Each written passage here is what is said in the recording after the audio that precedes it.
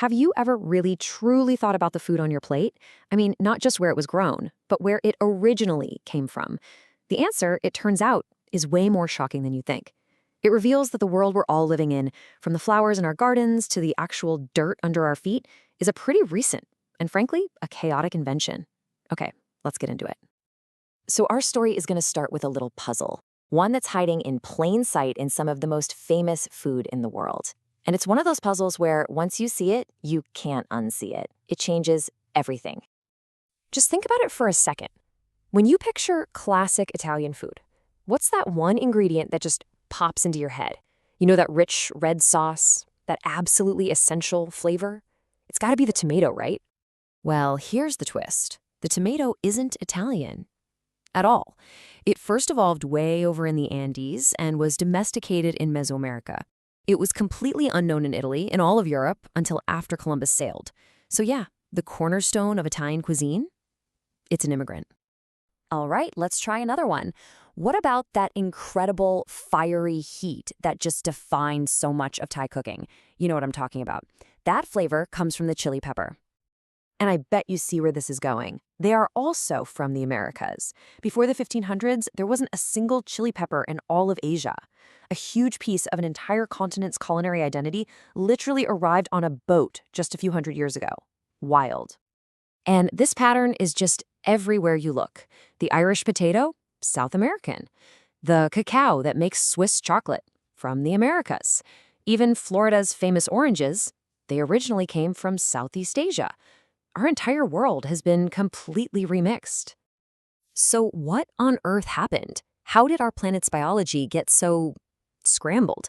To get it, we've got to go back to 1492, to an event that was a lot less about discovery and a whole lot more about a massive global collision.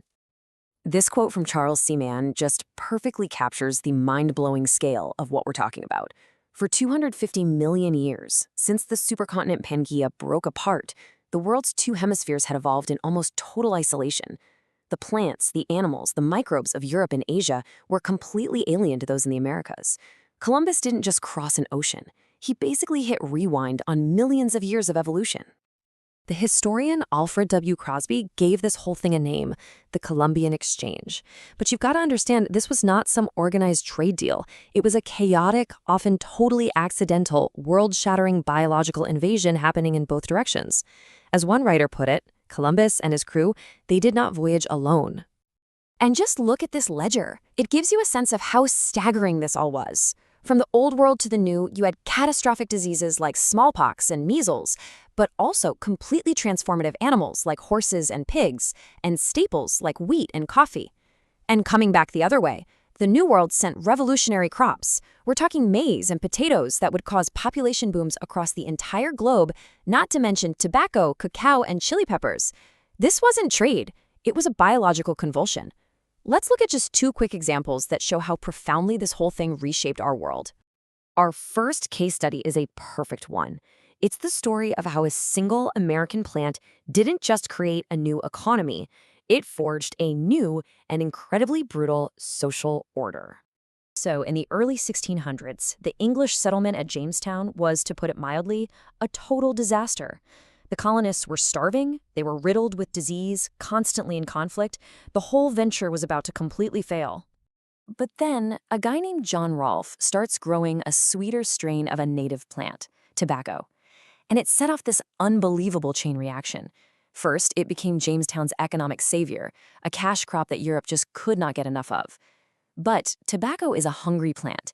It absolutely exhausts the soil, which forced the colonists to keep expanding into native land. That, of course, led to violent conflict. And all this expansion created an insatiable demand for workers, a demand that was met by the brutal institution of chattel slavery, starting in 1619. This one plant created a blueprint for an economy built on ecological ruin and human exploitation. But here's the thing. It wasn't just the plants that people wanted that changed the world. Some of the most powerful agents of change were the ones that nobody even noticed were there. Okay, get ready for a fact that will probably change how you look at a walk in the woods forever. For 10,000 years after the last ice age scraped the continent clean, the great northern forests of North America had zero, and I mean zero, earthworms. They just didn't exist there. And a forest without worms looks completely different. Before worms, all the fallen leaves would decompose really slowly, creating this thick, spongy layer called duff that held in moisture. It was the perfect home for all sorts of native wildflowers. But when European worms arrived as stowaways in soil, they devoured that entire layer in just a few years, leaving behind bare, compacted soil and totally changing its chemistry. And that just kicked off this whole cascade of consequences. The duff vanished, native plants like trillium and other wildflowers disappeared, the habitat for countless insects and salamanders was destroyed, and this new, bare soil, it was perfect for invasive plants like buckthorn to move in and take over. The craziest part? This wasn't intentional. No one planned it. A tiny, unseen invader completely re-engineered an entire ecosystem from the ground up. And this really gets to the core idea of the whole exchange. History isn't just a story about human decisions. So often, it's driven by biology, by sheer accident, and by the quiet work of organisms that we don't even see. So what does this all add up to? This constant mixing, this collision of worlds, it's pushed our planet into a completely new biological era. Charles C. Mann calls it the homogenocene, an age defined by homogenization, where ecosystems that were once unique and distinct are becoming more and more alike. The same crops, the same weeds, the same worms are spreading everywhere, and in the process, they're reducing the planet's biodiversity. This totally reframes our whole idea of globalization. We usually think of it in terms of, the internet or giant container ships, but that's just the latest chapter.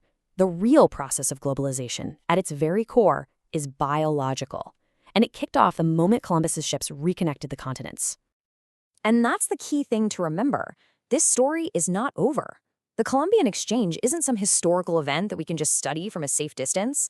It is the literal foundation of the world we live in. We eat its products, we fight its consequences, and we are living every single day in its turbulent, unpredictable aftermath.